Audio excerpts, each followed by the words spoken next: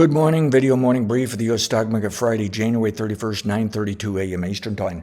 We got the inflation report, 0.3% for January, November. What am I doing here? December, okay. And then November, 0.2%, and October, 0.1%, all of them up. So that shows a trend of the inflation is speeding higher. The annual come in at 2.6% for headline. The core was 2.8%. All of these numbers were as expected. The stock market's it's up, but it just opened up here. Sorry for making this so late here. I ran into some other issues. But at any rate, I thought I was going to make a very long video. Now I'm going to make this very short. At any rate, it's kind of like lazy market that it doesn't want to react to that higher inflation. I'm concerned this market really does want to go higher into a level 3 top Wednesday of next week on into the following week, okay? But I'm also concerned the market ought to top today for level 4, be down by tomorrow, or Monday, be down by Monday, and could be down Sunday night in the futures.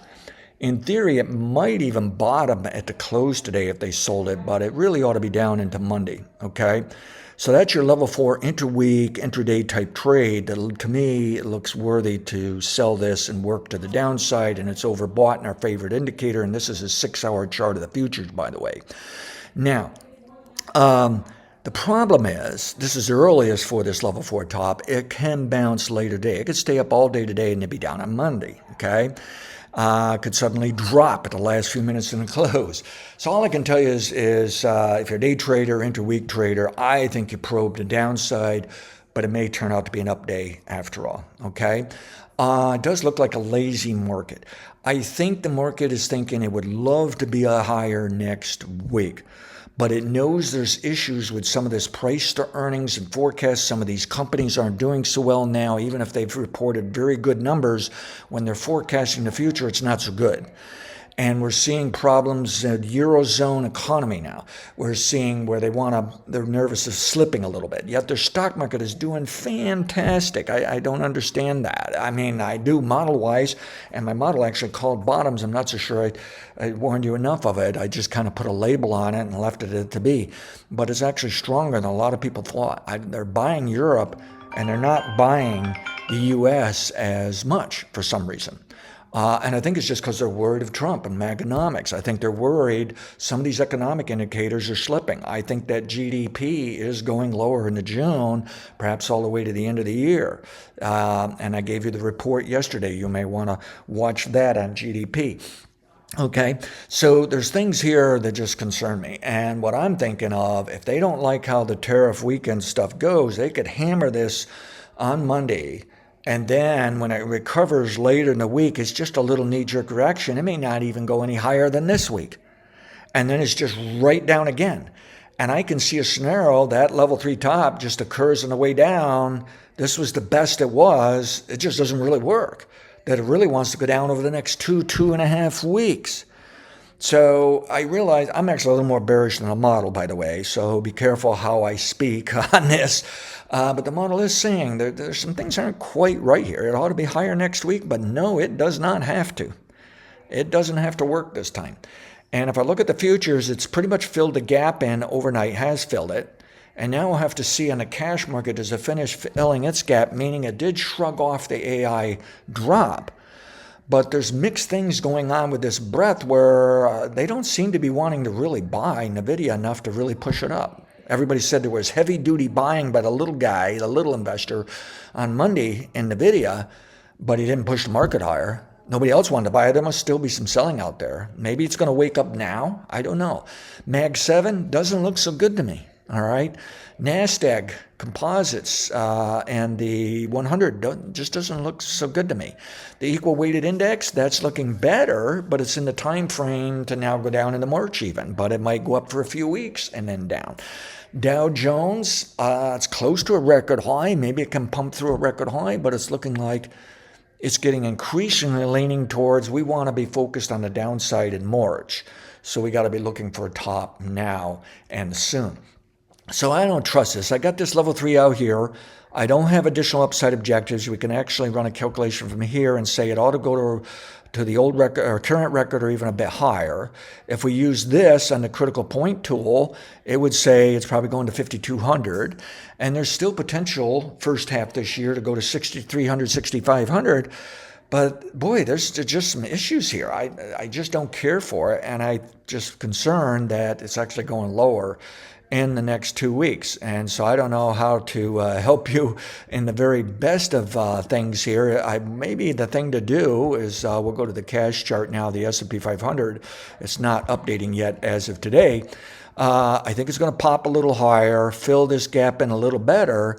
This can be a half cycle of a level 3 cycle. In other words, the level 3 is just not working that well. And it can come back to this average, bounce up off from it, not go higher than this, and then right on down, the level 3 is all over and done with. If it's coming back to this average and back to this low and below this low, they're going to knock it on down to this average and fill this gap. And if they can't hold it there, they're knocking it down to this average. And I still believe we're going to get -7 to -13% sometime this year. And it might be as bad as 60% down. There's just all wild, crazy stuff to the downside. But there's still bullish potential to maybe 63, 6,500, So at any rate, way you could approach this is just be bullish in next week. Don't listen to me. And again, the model is just kind of wavering. It's just saying probably ought to sell this more than buy it. This is probably topping out. And as you look out to March, yes, the model is bearish, but it can be bullish in the meantime. I'm feeling like just be bearish now anyways, okay? So if it goes higher, you could use a trend following approach of saying it's going up forever. But if it goes below last week's low, 5963.02, you better rethink that, okay? It can be down into March. It can be down into May, June. It can be down into October.